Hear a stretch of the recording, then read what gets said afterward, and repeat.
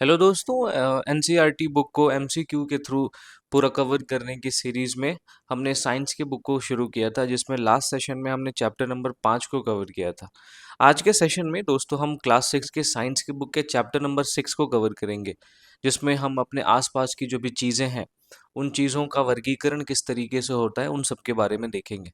तो इस पूरे चैप्टर को हम अलग-अलग प्रश्नों के माध्यम से समझने की कोशिश करेंगे और इन प्रश्नों के स्पष्टीकरण में मैं आपको कई सारी और भी बातें बताऊंगा जिसकी चर्चा इस चैप्टर में आपको देखने को नहीं मिलेगी। तो आई एम योर दोस्त Rahul Sharma and I welcome you all to Rahul Sharma education. सबसे पहला सवाल दोस्तों आज का है, असर्शन रीजन का सवाल है। कथन है, पारदर्शी वस्तुओं के आर पार स्पष्ट रूप से देखा जा सकता है। ये बिल्कुल सही है। और मैंने आपको बताया है कि जब भी कथन और कारण वाला सवाल हो, असर्शन रीजन का सवाल हो, तो कथन के बाद और कारण से पहले आप बीच में क्योंकि लगा दिया कीजिए। तो इससे आपको एक आइडिया लग जाएगा कि जो कारण है वो सही है या नहीं है। तो पारदर्शी वस्तुओं के आर पार स्पष्ट रूप से देखा जा सकता है, बिल्कुल ठीक बात है। क्योंकि कांच और स्वच्छ जल पारदर्शी वस्तुओं के उदाहरण हैं। अब देखिए, स्टेटमेंट दोनों सही है, ये भी सही है, ये भी सही है। कांच के आर पार हम देख सकते हैं, स्वच्छ जल के आर पार हम देख सकते हैं, ये दोनों स्टेटमेंट सही है। लेकिन जो कथन है वो अगर कारण होता, जो कथन है वो कारण होता और जो कारण है वो कथन होता, तो जाके ये कारण सही व्याख्या कर पाता कथन की। तो यहाँ पे हम देखते हैं क्या कि ये दोनों चीजें सही है, कथन भी सही है, कारण भी सही है, लेकिन जो कारण है वो उल्टा है, वो कथन की व्याख्या नहीं कर पाता है। तो ए और आर दोनों सही है और सही व्याख्या नहीं करता है, तो ऑप्शन नंबर बी आपका सही जवाब हो जाएगा। तो ये तो हो गया प्रश्न। अब मैं आपको बताऊं कि किसी भी वस्तु की पारदर्शिता के आधार पे तीन प्रकार की वस्तुएं हमें देखने को मिलती है। इसके आधार क्या है? पारदर्शिता, या उसके आर पार हम देख पाते हैं या नहीं देख पाते, या उसके आर पार प्रकाश जो है वो गमन कर पाता या नहीं कर पाता। तो पारदर्शिता के आधार पे वस्तु तीन प्रकार के होते हैं। एक तो होता है पारदर्शी, दूसरा होता है अपारदर्शी और तीसरा होता है पारभासी। अब इनमें थोड़ा थोड़ा थोड़ा सा फर्क है। जो पारदर्शी वस्तुएं होती हैं हम इनके आर पार देख सकते हैं, ठीक है ना। तो ये आप ध्यान में रखेंगे, जैसे आपका कांच हो गया, जो स्वच्छ जल है वो हो गया। अपारदर्शी वस्तुएं ऐसी वस्तुएं होती हैं हम जिनके आर पार नहीं देख सकते, ठीक है। तो इसमें आप देख सकते हैं कोई भी लकड़ी हो गई, कोई प्लास्टिक हो गया, उसके आर पार आप नहीं देख सकते। पारभासी वस्तु ऐसी वस्तुएं होती हैं हम जिनके आर पार तो देख सकते हैं, लेकिन स्पष्ट रूप से नहीं देख सकते, हमें इसके आर पार धुंधला दिखता है। इसके उदाहरण के तौर पे आप देखेंगे बटर पेपर है, फिर आपको फ्रॉस्टेड कांच भी देखने को मिलेगा। तो ये सारे जो है ये आपके पारभासी वस्तुओं के उदाहरण हैं।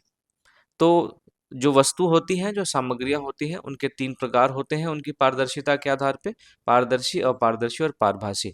पारदर्शी वस्तुओं के हम आर पार स्पष्ट रूप से देख सकते हैं, ये कथन बिल्कुल सही है।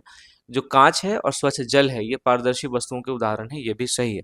लेकिन कथन कारण की सही व्याख्या नहीं करता है, तो ऑप्शन बी आपका सही जवाब हो जाएगा। आगे बढ़ते हैं दोस्तों अगले सवाल की तरफ। अगला सवाल है, असर्शन रीजन का ही सवाल है। कथन है कि सभी चमकदार पदार्थ धातु होते हैं। यह बिल्कुल गलत है। और कुछ अधातु पदार्थों को पॉलिश करके चमकदार बनाया जा सकता है। तो जो देखिए, ये रीजन का जो स्टेटमेंट है ये तो बिल्कुल सही है कि कुछ अधातु पदार्थों को पॉलिश करके चमकदार बनाया जा सकता है। और सभी चमकदार पदार्थ धातु होते हैं ऐसा जरूरी नहीं है। लोहे में अगर जंग लग जाए तो भी वो धातु बना रहता है, लेकिन उसमें चमक नहीं रह पाती है ना। तो ऐसी स्थिति में हम देखते हैं कि जो धातु है वो चमकदार उस स्थिति में नहीं रह पाते। तो पहला गलत है, तो ए गलत है और आर सही है। ऑप्शन नंबर डी आपका सही जवाब हो जाएगा। अब यहाँ पे धातु और अधातु के बारे में बात की गई है, तो यहाँ पे जरा हम धातु के बारे में जान लेते हैं कि धातु क्या होता है। जो धातु होते हैं दोस्तों, इनका एक निश्चित रासायनिक संगठन होता है, इनके कुछ गुण होते हैं जिनके आधार पे हम वस्तुओं को धातु और अधातु में विभाजित करते हैं। तो धातुओं के दो प्रकार के सबसे पहले तो आपको गुण देखने को मिलेंगे, एक होता है भौतिक गुण, दूसरा होता है रासायनिक गुण। माफ कीजिएगा। भौतिक गुणों में आप देखेंगे कि धातु में सबसे पहले तो चमक होती है, लेकिन मैंने आपको बताया कि सभी चमकदार पदार्थ जो हैं वो धातु नहीं होंगे। उसके अलावा इसमें आप देखेंगे तन्यता होती है। तन्यता कहने का मतलब कि धातुओं को पीट पीट के एक तार बनाया जा सकता है, तो इसमें ये होता है। तन्यता के अलावा आप देखेंगे धातुओं में जो है वो अब उस सामान्यतः वो ठोस अवस्था में हमें देखने को मिलता है। हालांकि इसके कुछ अपवाद है जिसके बारे में हम आगे की क्लासेस में बात करेंगे। तो आपको ध्यान में ये रखना है कि सामान्यतः जो धातु होते हैं वो ठोस अवस्था में होते हैं।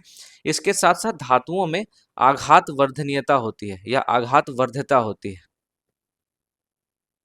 आघात वर्ध्यता कहने का मतलब ये है कि इसको पीट पीट के चादर की तरह बनाया जा सकता है, तो इसको हम आघात वर्ध्यता कहते हैं। तो ये धातु के कुछ भौतिक गुण हैं। रासायनिक गुणों में आप देखेंगे कि धातु जो है वो अभिक्रियाशील होते हैं। इसके अलावा आप देखोगे कि धातुओं में संक्षारण होता है। संक्षारण कहने का मतलब उनमें जैसे आप देख सकते हैं लोहे में जंग लगता है, इसको संक्षारण कहते हैं। तो ये कुछ रासायनिक गुण हैं जो आपको धातु के बारे में जानना चाहिए। ठीक है, आगे बढ़ते हैं अगले सवाल की तरफ। अगला सवाल है दोस्तों असर्शन रीजन का ही सवाल है, कथन है और कारण है। तो एक एक करके देखते हैं। कथन है कि अपारदर्शी वस्तुएं प्रकाश को पारित नहीं करती। बिल्कुल सही है, क्योंकि अपारदर्शी वस्तुएं जो होती हैं उनके बीच से होके प्रकाश आर पार नहीं हो सकता है। लकड़ी, गत्ता और धातुएं अपारदर्शी वस्तुओं के उदाहरण हैं। ये बिल्कुल सही बात है। लेकिन देखिए यहाँ पे जो कथन वाला स्टेटमेंट है वो आपका कारण होना चाहिए था। अगर आप लकड़ी, गत्ता और धातुएं अपारदर्शी वस्तुओं के उदाहरण हैं, ये भी सही है और ये भी सही है, लेकिन जो कारण है वो आपका कथन का सही व्याख्या नहीं करता है। तो इस वजह से आप देखेंगे कि ए और आर दोनों सही हैं, लेकिन आर ए की व्याख्या नहीं करता है, क्योंकि इसको उल्टा कर दिया गया है। जो कथन होना चाहिए था उसको कारण में लिख दिया गया है और जो कारण होना चाहिए था उसको कथन में लिख दिया गया है। ठीक है, उम्मीद करता हूँ आपको समझ में आया होगा।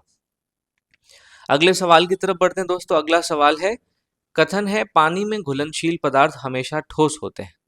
ये बिल्कुल गलत है। नमक, चीनी और सिरका पानी में घुलनशील है, ये सही है। अब देखिए, घुलने के आधार पे पानी में घुलने के आधार पे दो प्रकार के पदार्थ होते हैं। एक होता है घुलनशील और दूसरा होता है अघुलनशील। जो घुलनशील पदार्थ होता है वो जल में घुल जाता है, पानी में घुल जाता है। ठीक है, और अघुलनशील पदार्थ जो है वो पानी में नहीं घुल पाता। अब केवल ठोस पदार्थ ही पानी में नहीं घुलते, द्रव भी पानी में घुल जाता है। जैसे आप देखेंगे कि अगर पानी में आप दूध को मिक्स कीजिए, दूध एक द्रव है, पानी भी द्रव है, तो द्रव में पानी में एक द्रव भी मिल जाता है, ये भी घुलनशील है। फिर आप देखेंगे पानी में गैस भी घुलनशील होते हैं, जैसे कि ऑक्सीजन। अगर पानी में ऑक्सीजन नहीं घुलता तो हम जो अपने पृथ्वी पर जलीय पारितंत्र देखते हैं, इस जलीय पारितंत्र का हमें अस्तित्व देखने को नहीं मिल पाता अगर ऑक्सीजन गैस पानी में घुलनशील नहीं होती। तो पानी में घुलनशील पदार्थ हमेशा ठोस होते हैं, ये बिल्कुल गलत है। ये ठोस के साथ साथ गैस और द्रव ये दोनों हो सकते हैं। और नमक, चीनी और सिरका पानी में घुलनशील है, ये बिल्कुल सही है। तो आपका कथन गलत है, कारण सही है। ए गलत है, आर सही है, तो ऑप्शन नंबर डी आपका सही जवाब हो जाएगा। बढ़ते हैं अगले सवाल की तरफ दोस्तों। अगला सवाल है, द्रव्यमान और आयतन द्रव्य के दो मुख्य गुण हैं। ये बिल्कुल ठीक है। कारण है क्योंकि द्रव्य केवल ठोस पदार्थों में पाया जाता है। ये बिल्कुल गलत स्टेटमेंट है। तो देखिए, सबसे पहले तो द्रव्यमान और आयतन को समझने से पहले हमें समझना पड़ेगा कि द्रव्य क्या होता है। तो द्रव्य देखिए, कोई भी ऐसी वस्तु है ना, कोई भी ऐसी वस्तु जो स्थान घेरे और साथ ही साथ उसका कुछ आयतन हो, उसका कुछ द्रव्यमान हो, उसको हम क्या कहते हैं, द्रव्य कहते हैं। स्थान घेरना कहने का मतलब आयतन।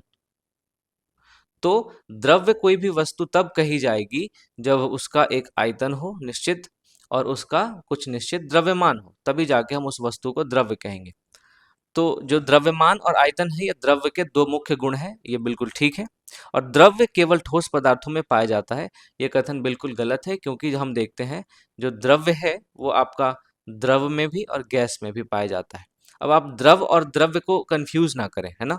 जो द्रव्य है वो पदार्थ है और जो द्रव है वो पदार्थ की एक अवस्था है, क्योंकि पदार्थ की तीन अवस्थाएं होती है। पदार्थ की तीन अवस्थाओं में सबसे पहले आपको देखने को मिलेगा ठोस अवस्था, फिर आपको देखने को मिलेगा द्रव अवस्था और फिर आपको देखने को मिलेगा गैस अवस्था। तो द्रव जो है वो पदार्थ की एक अवस्था है और द्रव्य क्या है, एक पदार्थ को ही हम द्रव्य कहते हैं। द्रव्य एक ऐसा पदार्थ है जिसका आयतन होता है और जिसका द्रव्यमान होता है। अब एक चीज और आपको ध्यान में यहाँ पे ये रखनी है कि जो द्रव्य और पदार्थ है इसमें भी थोड़ा सा फर्क होता है। जो द्रव्य है इसका शुद्धतम रूप जो होता है हम उसको पदार्थ कहते हैं। अगर आपने एनसीईआरटी के इस चैप्टर को पढ़ा होगा तो आपने देखा होगा कि जो द्रव्य है उसके शुद्धतम रूप को हम पदार्थ कहते हैं। ठीक है। और आगे हम बात करेंगे द्रव्यमान और आयतन के बारे में भी सवाल आएगा तो उस हिसाब से बात करेंगे। तो द्रव्य केवल ठोस पदार्थों में पाया जाता है, ये गलत है। ए सही है और आर गलत है, तो ऑप्शन नंबर सी आपका सही जवाब हो जाएगा। ठीक है, चलिए आगे बढ़ते हैं। अगला है दोस्तों सवाल, स्तंभ को मिलाना है। एक तरफ सामग्री है और दूसरी तरफ उसके गुण है। तो देखते हैं, रबर जो है, रबर आपका नरम और लचीला होगा, तो वन का बी। इस्पात जो है वो कठोर और चमकदार होता है, बिल्कुल सही है, दूसरा का ए हो जाएगा। और कांच, तीसरा का सी, क्योंकि कांच मैंने आपको शुरुआत में ही बताया कि पारदर्शी होता है। तो पहला का बी, दूसरा का ए, तीसरा का सी, पहला का बी, दूसरा का ए, तीसरा का सी, ये ऑप्शन नंबर ए आपका सही जवाब हो जाएगा। अगले सवाल की तरफ बढ़ते हैं। इसमें भी मिलान करना है। एक तरफ पदार्थ के प्रकार हैं, दूसरी तरफ उसके उदाहरण हैं। तो पारभासी पदार्थ ऐसे पदार्थ होते हैं जिनके आर पार स्पष्ट रूप से नहीं देखा जाता। इनसे होके प्रकाश आर पार तो हो जाता है लेकिन हम धुंधला देख पाते हैं। और पारभासी पदार्थ का सबसे अच्छा उदाहरण है बटर पेपर। तो वन का हो जाएगा आपका बी। अपारदर्शी हो जाएगा आपका लकड़ी का दरवाजा, क्योंकि हम लकड़ी के दरवाजे के आर पार नहीं देख सकते। तो टू का हो जाएगा ए। और पारदर्शी जो है वो स्वच्छ जल है, मैंने आपको एग्जाम्पल में बताया था। तो तीसरा का हो जाएगा सी। तो बी ए सी, बी ए सी आपका ऑप्शन नंबर ए सही जवाब हो जाएगा। आपको हमेशा दोस्तों ध्यान में रखना है कि कोई भी पदार्थ जो है उसकी पारदर्शिता के आधार पर तीन प्रकार के होते हैं। एक होता है पारदर्शी, दूसरा होता है अपारदर्शी और तीसरा होता है पारभासी। ठीक है, तो इनमें थोड़ा सा फर्क होता है और ये फर्क आपको जानना चाहिए। बढ़ते हैं अगले सवाल की तरफ। अगला सवाल भी दोस्तों मिलान करने का है। एक तरफ उदाहरण है और उसको किन श्रेणी में रखा जाए उससे मिलान करना है। तो जो रेत है, रेत आप देखेंगे अघुलनशील है। ठीक है, चीनी घुलनशील है और बर्फ जो है वो ठोस है। तो ए बी सी ये आपका सिंपल सा है। तो ए बी सी आपका पहला ऑप्शन सही जवाब हो जाता है। अगले सवाल की तरफ बढ़ते हैं। इसमें भी दोस्तों धातु का उसके गुण के साथ मिलान करना है। तो लोहे में हम देखते हैं जंग लगता है, सही है। तांबा चमकदार पीला रंग होता है, सॉरी माफ कीजिएगा, सोने का चमकदार पीला रंग होता है, सही है। और तांबे का लाल भूरा रंग होता है, ये भी ठीक है। तो ए बी और सी ये पहला ऑप्शन आपका सही हो जाएगा। अगले सवाल की तरफ बढ़ते हैं दोस्तों। कौन सा तरल पानी में घुलनशील है उसके आधार पे आपको मिलान करना है। जो सिरका है वो पानी में घुलनशील है, सही है। या इसको आप वन का ए भी कह सकते हैं। आप एक ऑप्शन से इसको सॉल्व कर सकते हैं। जो तेल है वो अघुलनशील है, यानी दूसरा का होगा बी। तो दूसरा का बी आपको एक ही ऑप्शन में दिख रहा है, तो आपका सही जवाब हो जाएगा ऑप्शन नंबर ए। अगले कथन की तरफ बढ़ते हैं दोस्तों। इसमें दो तीन स्टेटमेंट है, इनमें से कौन सा सही है उसके बारे में हमको देखना है। लकड़ी पारभासी होती है, ये कथन गलत है, क्योंकि लकड़ी जो है वो अपारदर्शी होती है। बटर पेपर पारभासी होता है, ये बिल्कुल ठीक है। और कांच पारदर्शी होता है, ये भी ठीक है। तो दूसरा और तीसरा ठीक है, पहला गलत है। तो सही कथन का हमें चयन करना है। तो सही कथन केवल दो और तीन है, ऑप्शन नंबर बी आपका सही जवाब हो जाएगा। अगला सवाल है, सही कथनों का चयन करना है। मैं बार बार आपको बार ये सर्कल करके इसलिए दिखा रहा हूँ ताकि आप जब भी प्रश्नों को सॉल्व करें तो वहां पे ये ध्यान दें कि आपसे पूछा क्या गया है। सही कथन पूछा गया है या सही नहीं कथन पूछा गया है ना। तो सही कथनों का हमें चयन करना है। पहला कथन है, सभी पारदर्शी वस्तुएं चमकदार होती हैं। बिल्कुल, जब भी आपको एक्सट्रीम स्टेटमेंट देखने को मिले, यहाँ पे सभी लिख दिया है, तो ये एक एक्सट्रीम स्टेटमेंट हो जाता है। तो एक्सट्रीम स्टेटमेंट बहुत रेयर केसेस में ही सही होते हैं। मोस्ट ऑफ द केसेस में आप देखेंगे जो एक्सट्रीम स्टेटमेंट होते हैं वो गलत होते हैं। तो पहला गलत हो गया। कुछ अपारदर्शी वस्तुएं भी चमकदार हो सकती हैं, बिल्कुल ठीक बात है। पारभासी वस्तुओं से धुंधला प्रकाश गुजरता है, ये बिल्कुल सही है। मैंने आपको बताया कि पारभासी वस्तुओं के आर पार प्रकाश तो जा पाता है, लेकिन हमें जो भी चीजें दिखती है वो बिल्कुल धुंधली दिखती है। तो आपका दूसरा और तीसरा सही है, तो ऑप्शन नंबर बी आपका सही जवाब हो जाएगा। अगले सवाल की तरफ बढ़ते हैं।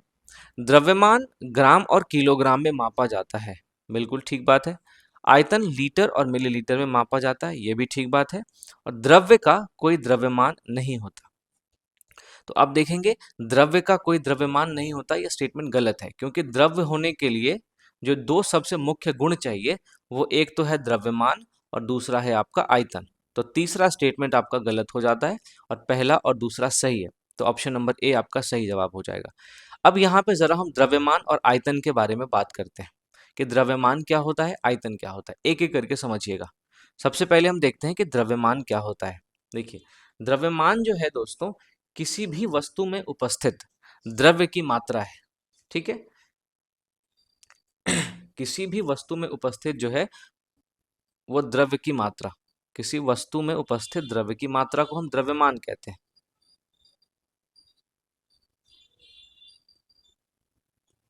अब इसको कभी कभी लोग भार से कंफ्यूज कर जाते हैं। तो भार और द्रव्यमान में फर्क ये होता है कि जहां द्रव्यमान किसी वस्तु में उपस्थित द्रव्य की मात्रा है, वहीं जो भार है वो पृथ्वी द्वारा लगाया गया गुरुत्वाकर्षण है।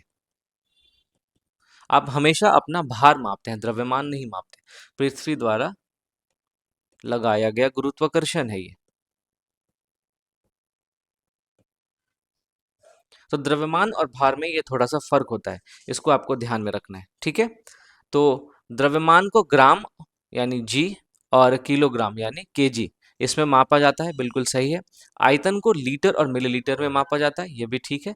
तो ये तो मैंने आपको अभी द्रव्यमान समझाया, अब जरा आयतन के बारे में आपको बताऊं कि आयतन क्या होता है। देखिए, ध्यान से सुनिएगा बस। आयतन जो है दोस्तों, किसी भी वस्तु द्वारा घेरा गया एक थ्री डायमेंशनल स्पेस होता है। किसी वस्तु द्वारा घेरा गया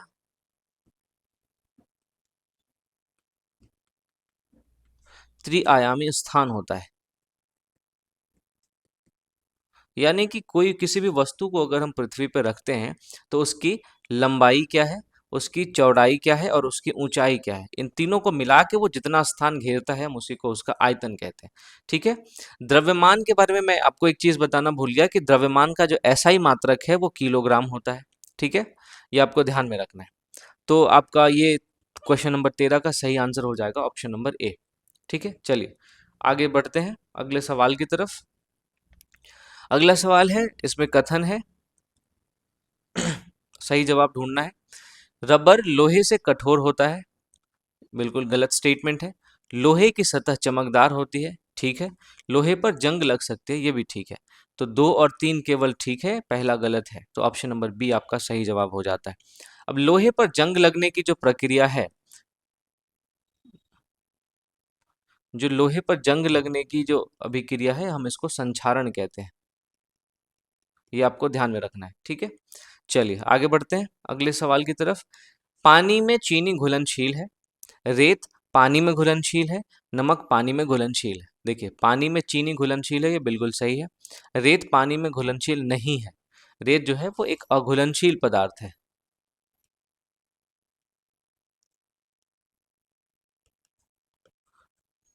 और नमक जो है वो पानी में घुलनशील है, ये बिल्कुल ठीक है। तो आपका पहला और तीसरा सही है, दूसरा गलत है। तो पहला और तीसरा,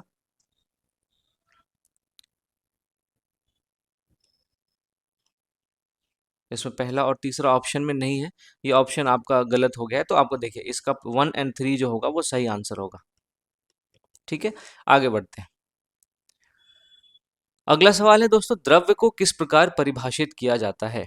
तो मैंने आपको बताया, द्रव्य एक ऐसा पदार्थ होता है जो स्थान घेरता है और जिसका द्रव्यमान होता है। तो ये दो चीजें द्रव्य के लिए बहुत ज्यादा इसेंशियल हैं।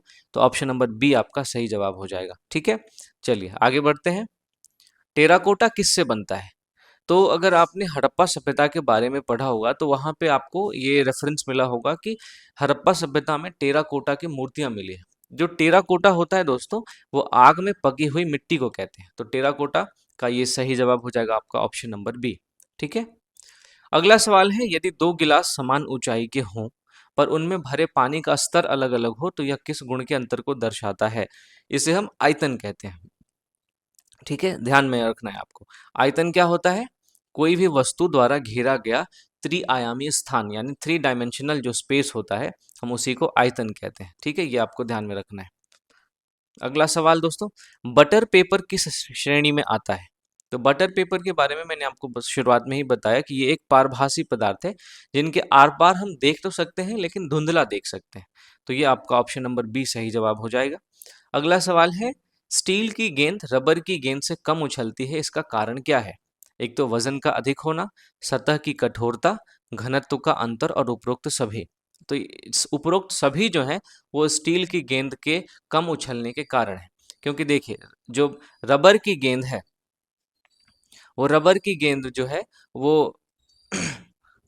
उसमें सतह की कठोरता कम होती है, तो इस वजह से उसमें जो उछाल है वो ज़्यादा आता है। उसका वजन जो है वो स्टील की गेंद से कम होता है, तो इस वजह से उस पे गुरुत्वाकर्षण का जो प्रभाव है वो भी कम लगता है। तो कई सारे कारण हैं जिसके कारण से रबर की जो गेंद है वो स्टील की गेंद से ज़्यादा उछलती है या स्टील की गेंद रबर की गेंद से कम उछलती है। तो उपरोक्त सभी आपका सही जवाब हो जाएगा। अगला सवाल है, यदि कुर्सी बनाने के लिए सामग्री चुननी हो तो निम्न में से कौन सा गुण वांछनीय नहीं होगा? तो कुर्सी बनाने के लिए सबसे पहले आपको कुर्सी में कठोरता चाहिए होगा, यस। हल्कापन चाहिए होगा, यस। आसानी से टूटने की प्रवृत्ति नहीं, कुर्सी को मजबूत होना पड़ेगा, है ना। और टिकाऊपन, तो ये तीन तो चाहिए। तो पूछ रहा है कि कौन सा गुण वांछनीय नहीं है। मैं बार बार आपको इसलिए कहता हूँ कि सवाल को ध्यान से पढ़ें कि सवाल पूछ क्या रहा है। तो वांछनीय नहीं है तो आसानी से टूटने की प्रवृत्ति, ऑप्शन सी आपका सही जवाब हो जाएगा। अगला सवाल है, घर पर ओआरएस बनाने का सही अनुपात क्या है? तो अगर आपने दोस्तों इस चैप्टर को पढ़ा है तो इस चैप्टर में बहुत अच्छे तरीके से बताया हुआ है कि अगर आप 1 लीटर पानी में 6 चम्मच चीनी और आधा चम्मच नमक मिलाते हैं तो आप घर पर ही ओआरएस का पाउडर बना सकते हैं। तो ऑप्शन नंबर बी आपका सही जवाब हो जाता है। अगला सवाल है, यदि लकड़ी का दरवाजा और कांच की खिड़की हो तो प्रकाश पारित करने की क्षमता में सही क्रम क्या होगा? जाहिर सी बात है कि जो कांच की खिड़की है वो कांच की खिड़की एक पारदर्शी है, पारदर्शी पदार्थ है, और लकड़ी का दरवाजा एक अपारदर्शी पदार्थ है। तो पारदर्शी पदार्थ से होके आसानी से प्रकाश आर पार हो पाता है और अपारदर्शी पदार्थ प्रकाश को आर पार नहीं होने देते। तो आपका सही क्रम जो हो जाएगा वो हो जाएगा ऑप्शन नंबर ए। अगला सवाल है, पानी में तेल डालने पर वह अलग परत बनाता है क्योंकि तेल जो है वो पानी में अघुलनशील है। मैंने आपको बताया है कि द्रव भी द्रव में घुल सकते हैं, पानी में घुल सकते हैं, लेकिन तेल जो है वो अघुलनशील है। अब तेल का घनत्व तो पानी से अधिक है, ये ऑप्शन गलत इसलिए है क्योंकि तेल का घनत्व तो पानी से कम होता है, इसलिए वो पानी के ऊपर तैरता रहता है। तो ऑप्शन नंबर बी आपका सही जवाब हो जाएगा। अगला सवाल है, खेल की गेंद के निर्माण में अलग अलग सामग्री का प्रयोग क्यों किया जाता है? केवल सजावट के लिए नहीं, उनके भार और उछाल को नियंत्रित करने के लिए। ये ऑप्शन ठीक लग रहा है। लागत कम करने के लिए, ये तो द्वितीय कारक हो सकता है लेकिन ये प्राइमरी कारक नहीं होगा। सभी गेंदें समान बनाने के लिए, ये तो बिल्कुल नहीं होगा। तो आपको यहाँ पे ऑप्शन नंबर बी सबसे ज़्यादा उपयुक्त लग रहा होगा। अब देखिए, अगर टेनिस की बॉल को हम क्रिकेट में यूज़ करेंगे या फिर गोल्फ की बॉल को हम क्रिकेट में यूज़ करेंगे तो क्रिकेट हम खेल ही नहीं पाएंगे, है ना। तो अलग अलग बॉल का जो उछाल होता है उसको नियंत्रित करने के लिए, अलग अलग बॉल का जो भार होता है उसको नियंत्रित करने के लिए उनको बनाने में अलग अलग सामग्रियों का इस्तेमाल किया जाता है। आप देखेंगे क्रिकेट की बॉल में आप अलग प्रकार की गेंद आपको देखने को मिलेगी जिसे हम लेदर बॉल कहते हैं, उसमें लेदर का इस्तेमाल किया जाता है। टेनिस बॉल में भी आप देखेंगे लेदर का इस्तेमाल किया जाता है लेकिन उसमें जो बॉल होती है उसमें उछाल ज़्यादा होता है। उसके अलावा आप देखेंगे कि जो गोल्फ की बॉल होती है वो मुख्यतः आप देखेंगे प्लास्टिक से बनी होती है। तो सबके सामग्रियों की जो बनावट है वो अलग अलग है ताकि उनके भार और उछाल को नियंत्रित किया जा सके। अगले सवाल की तरफ बढ़ते हैं दोस्तों, घनत्व को कैसे परिभाषित किया जाता है? अब देखिए, घनत्व जो होता है अगर उसकी परिभाषा की बात करें तो किसी भी पदार्थ के प्रति इकाई आयतन में जो द्रव्यमान की मात्रा होती है, प्रति इकाई आयतन में द्रव्यमान की मात्रा, इसी को हम क्या कहते हैं? घनत्व कहते हैं। अगर आप इसको फॉर्मूले से डिनोट करें तो घनत्व को अगर आप पी मान लें तो जो प्रति इकाई आयतन हो जाएगा, आयतन को वी मान ले, उसमें कितना द्रव्यमान है इसको हम कहते हैं घनत्व। तो P इज इक्वल टू द्रव्यमान बटा आयतन, यानी कि द्रव्यमान अनुपात आयतन। तो आपका द्रव्यमान अनुपात आयतन ऑप्शन नंबर ए में है, तो इसी को हम सही जवाब मानेंगे। जो घनत्व होता है दोस्तों, इसका जो मात्रक होता है हम इसको ग्राम पर सेंटीमीटर क्यूब या फिर किलोग्राम पर मीटर क्यूब, दोनों तरीके से हम इसके यूनिट को लिखते हैं। ठीक है, तो ये चीज आप ध्यान रखेंगे। अगला सवाल है, यदि किसी पदार्थ का द्रव्यमान समान आयतन पर अधिक है तो वह पदार्थ जो है वो भारी भारी होगा, माफ कीजिएगा, वो पदार्थ क्या है, भारी होगा। ठीक है, अगला सवाल है, कांच को पारदर्शी क्यों माना जाता है? क्योंकि यह ध्वनि पारित करता है? नहीं। क्योंकि यह प्रकाश को स्पष्ट रूप से पारित करता है? बिल्कुल सही है। क्योंकि यह चमकदार होता है? बिल्कुल नहीं। क्योंकि यह रंगीन होता है? नहीं। हम पारदर्शिता इस आधार पे देखते हैं कि उससे होके प्रकाश जो है वो आर पार हो पा रहा है कि नहीं हो पा रहा। तो कांच एक ऐसा पदार्थ है जिसके आर पार प्रकाश स्पष्ट रूप से गमन करता है, तो इसलिए हम कांच को पारदर्शी मानते हैं। तो ऑप्शन बी आपका सही जवाब हो जाएगा। अगले सवाल की तरफ बढ़ते हैं। पानी में नमक के घुलने पर विलयन का जो स्वरूप है वो आप देखेंगे पारभासी हो जाता है, पारदर्शी हो जाता है, अपारदर्शी हो जाता है, रंग बदल जाता है। तो इसका सही जवाब हो जाएगा पारभासी हो जाता है, क्योंकि देखिए जल में जो अशुद्धियां होती है, अगर इसका पारदर्शिता के साथ हम संबंध निकालें तो इसका व्युत्क्रमानुपाती संबंध होता है। यानी कि जब जल में अशुद्धियां बढ़ेंगी तो पारदर्शिता में कमी आएगी। तो जल में जब हम नमक को मिलाएंगे तो उसके पारदर्शिता में कमी आती है, तो जल जो है वो पारदर्शी से पारभासी हो जाता है। इसलिए ऑप्शन ए सही जवाब हो जाएगा। अगला सवाल है, कौन सा युग्म सही नहीं है? मैं बार बार आपको ये इस पे ध्यान देने के लिए जोर दे रहा हूँ। सोना चमकदार होता है, ठीक बात है। रबर कठोर होता है, नहीं, रबर नरम होता है। बटर पेपर पारभासी होता है, ठीक है बिल्कुल। चीनी पानी में घुलनशील है, ये भी ठीक है। तो ऑप्शन नंबर बी आपका सही जवाब हो जाएगा। तो ये दोस्तों कुछ ऐसे प्रश्न थे जिनके माध्यम से इस पूरे चैप्टर में जितने भी इंपॉर्टेंट कॉन्सेप्ट्स हैं मैंने उन सबको कवर करने की कोशिश की है। हमने सबसे पहले देखा कि सामग्री के कई सारे प्रकार होते हैं, एक तो पारदर्शिता के आधार पे, फिर उनके घुलने की क्षमता के आधार पे, है ना।